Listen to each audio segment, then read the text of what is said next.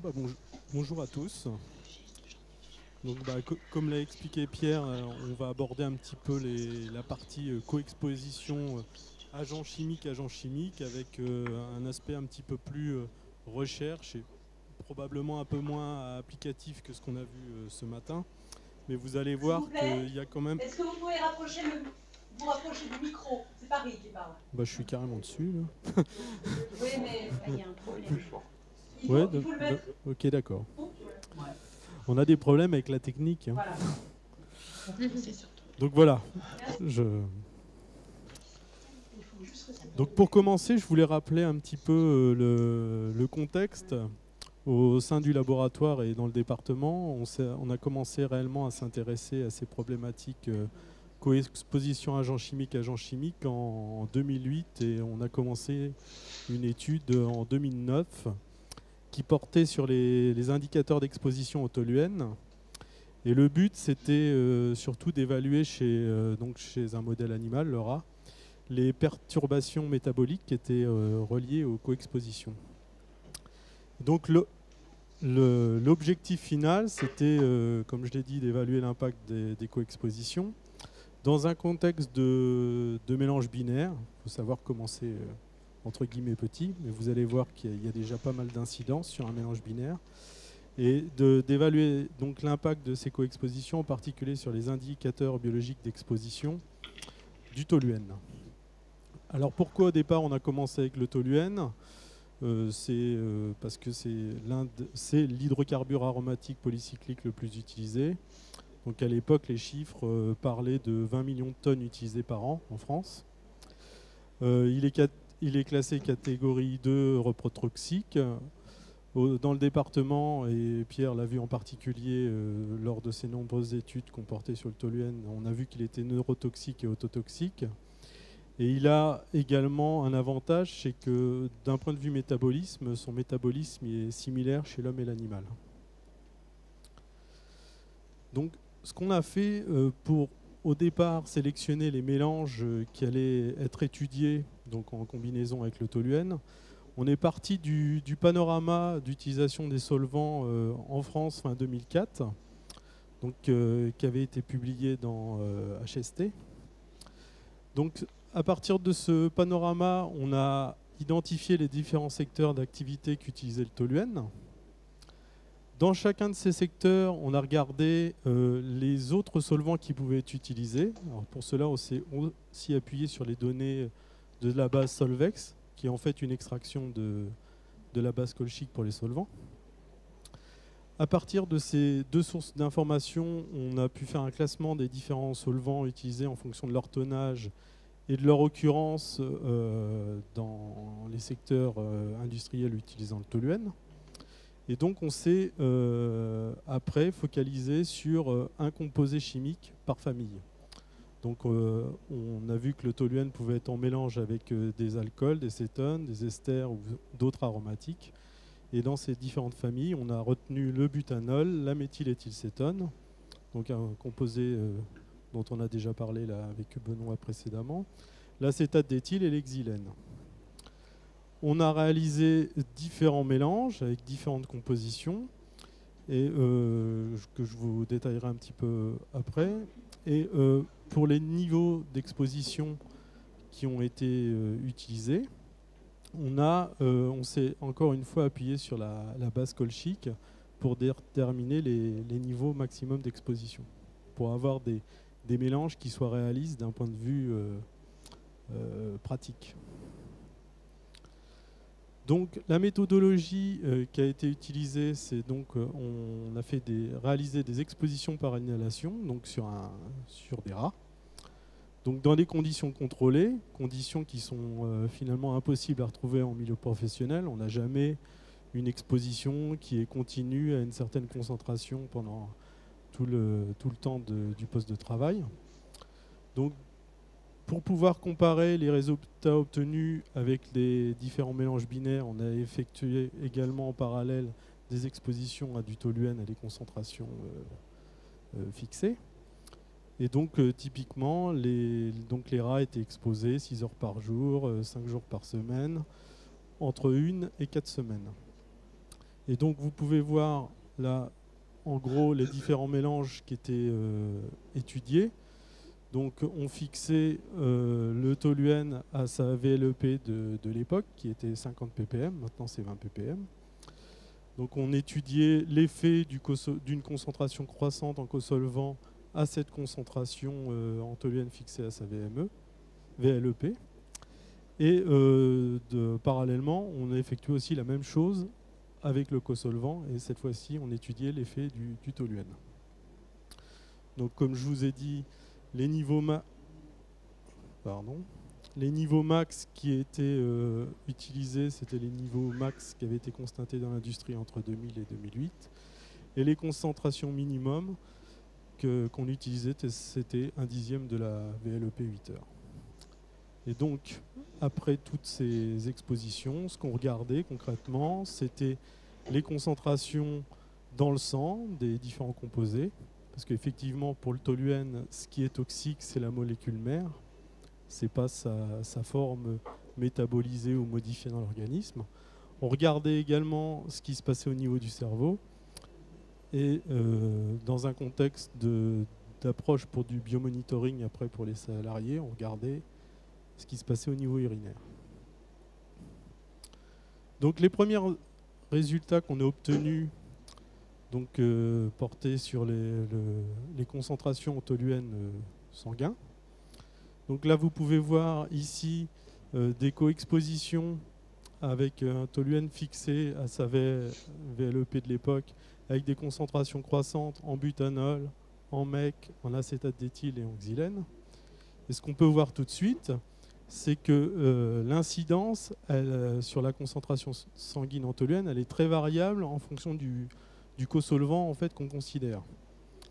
Donc, par exemple, dans le cas du butanol, on a plutôt une diminution des concentrations sanguines en toluène. Et dans le cas, par exemple, de l'acétate d'éthyle, on n'a pas vraiment d'incidence. Donc ça, pour certains de ces produits, en fait, c'était un peu connu. Notamment le cas des alcools quand ils sont inhalés. S'ils étaient ingérés, ça serait différent. En fait, on a une accélération du métabolisme, ce qui fait qu'en fin d'exposition, on retrouve moins de concentration sanguine circulante. Ce qu'on peut voir également, c'est que dans le cadre des coexpositions avec la MEC ou avec les xylènes, on a des fortes augmentations des concentrations sanguines. Là, si on regarde les niveaux médians, on s'aperçoit que là, on était à la valeur limite de ces deux composés. On a des augmentations qui sont presque d'un facteur 4 ou 5. Et dans le cadre d'une coexposition, on est seulement... Ah d'accord, c'est que... D'accord. Ah bah oui, excusez-moi. J'ai pas pensé que vous ne voyiez pas le pointeur à Paris.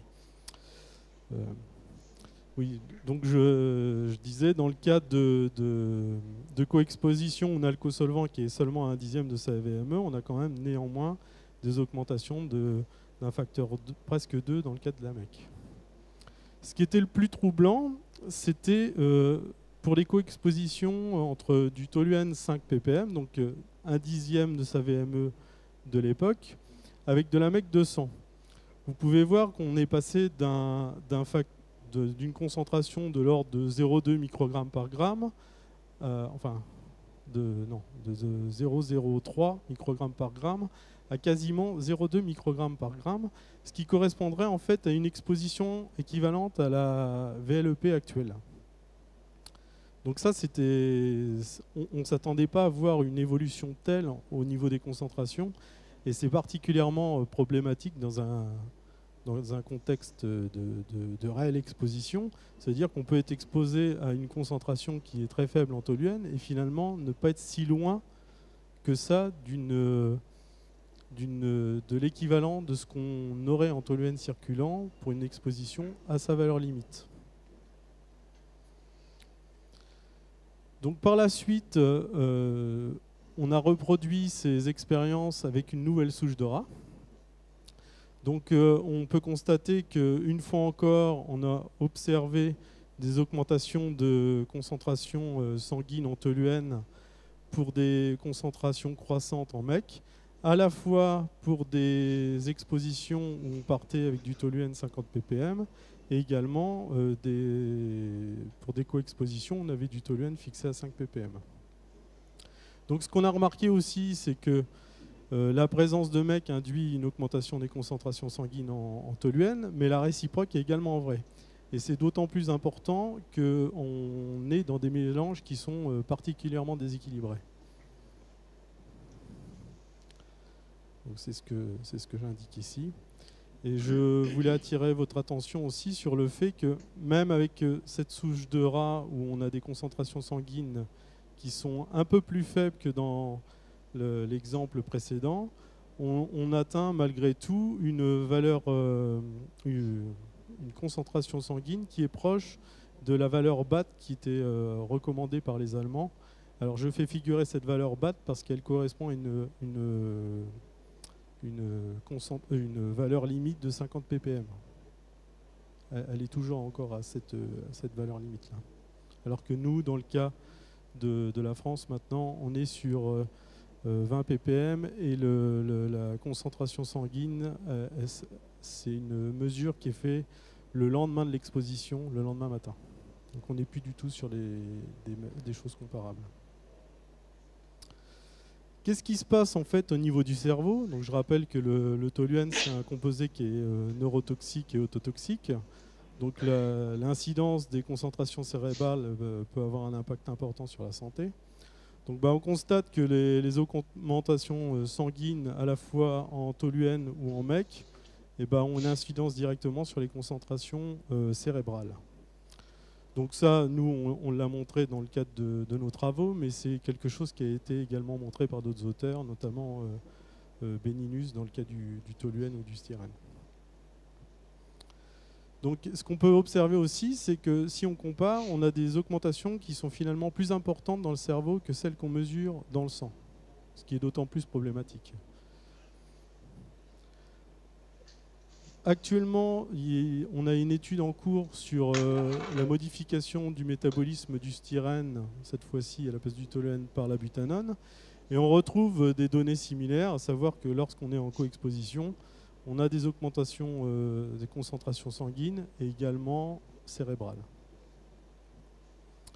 Donc, quel est l'impact sur la santé de ces phénomènes? Donc, comme j'ai expliqué, les augmentations toluène ou styrène circulant dans le sang ou présents dans le cerveau peuvent avoir des effets neurotoxiques ou neuropharmacologiques.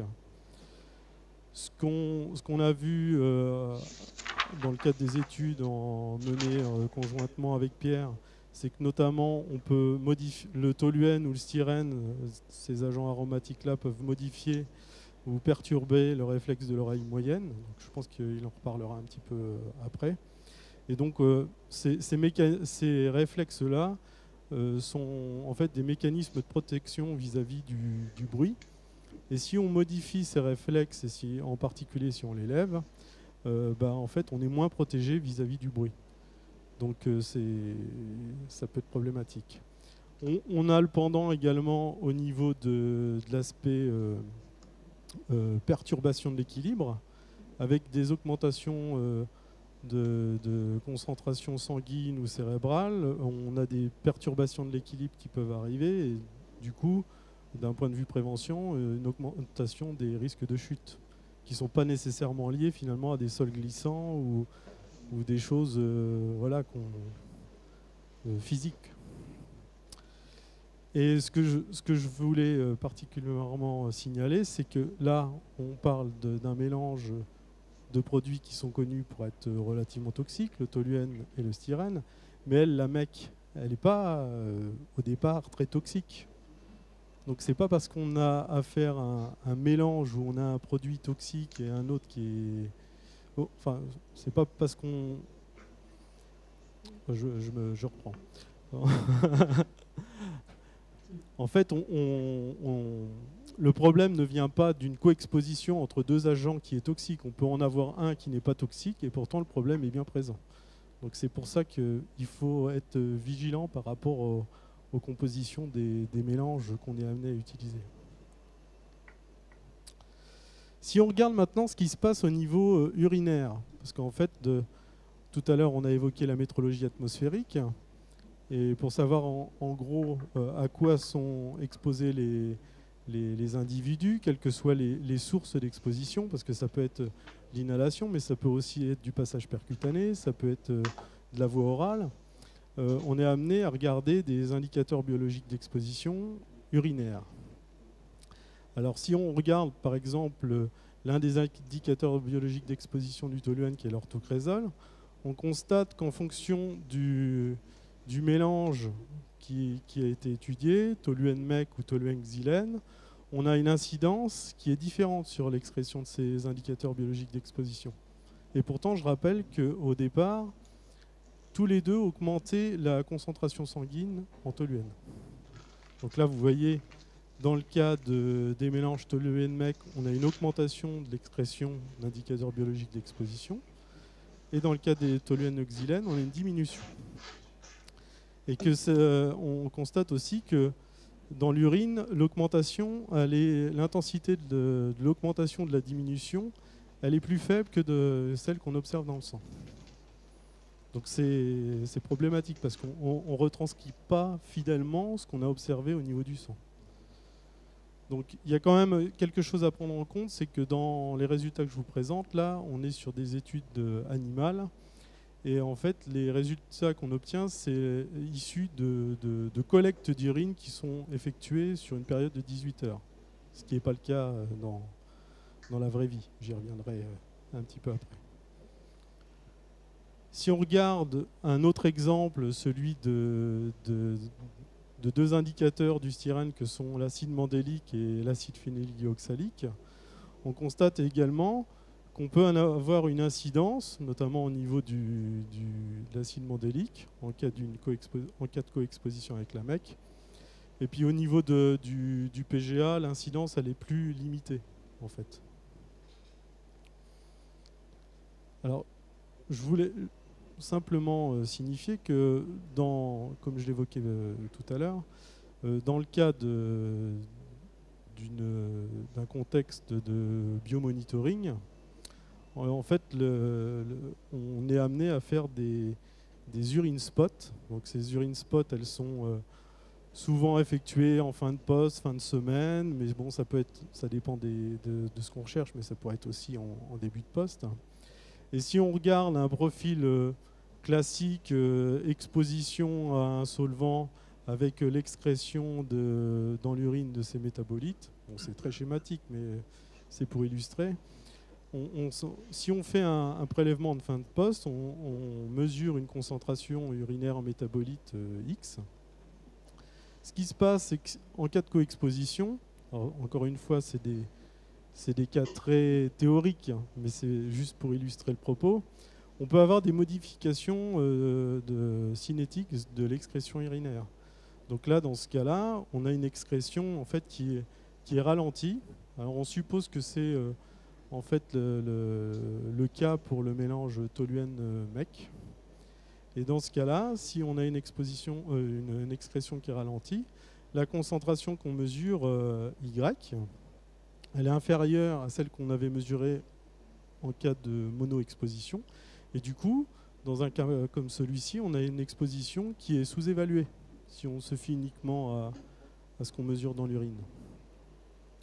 Autre exemple, si cette fois on a une cinétique d'excrétion qui est retardée, donc on sait d'après la littérature que c'est le cas pour un mélange d'aromatiques comme le toluène-xylène. Donc on a une excrétion, au lieu de se produire directement en fin d'exposition, qui est retardée de plusieurs heures. Et ben dans ce cas-là, on peut avoir carrément une exposition qui n'est même pas identifiée, parce qu'on se retrouve dans un niveau qui est tellement bas qu'on se dit, bon, bah, il n'y a pas de souci, les gens n'ont pas été exposés. Donc c'est des problématiques qui sont très importantes dans le cas des coexpositions, ces histoires de cinétique d'excrétion. Donc c'est d'autant plus problématique qu'en fait, nous, là, on est dans des cas idéaux chez l'animal, mais il est important que ce qu'on a mis en évidence chez l'animal puisse être vraiment objectivé dans le cadre d'études de biomonitoring qui seraient réalisées chez l'homme. Donc il y a vraiment un besoin dans la réalisation de ce type d'études. On a vu également, mais ça a déjà été évoqué précédemment, qu'il est important au départ, parce qu'on ne peut pas imaginer l'étude de tous les mélanges, de pouvoir identifier certaines situations à risque. Donc c'est ce qui a été présenté précédemment. Donc il est important de pouvoir coupler notamment la métrologie atmosphérique via par exemple Multili, et aussi de pouvoir dégrossir un peu le problème à l'aide de MIXI notamment. Mais malgré tout, il reste encore une place pour l'expérimentation animale ou même la recherche pour comprendre les mécanismes qui sous-tendent tous ces soucis.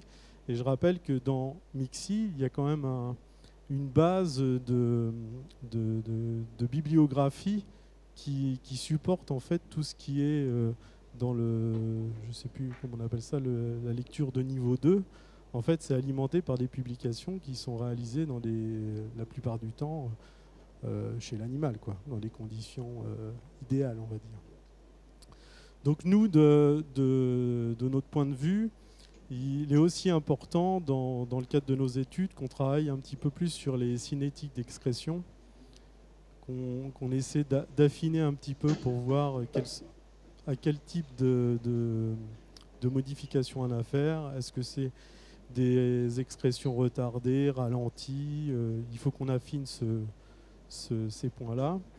Et jusqu'à maintenant, on a traité aussi d'expositions qui étaient continues.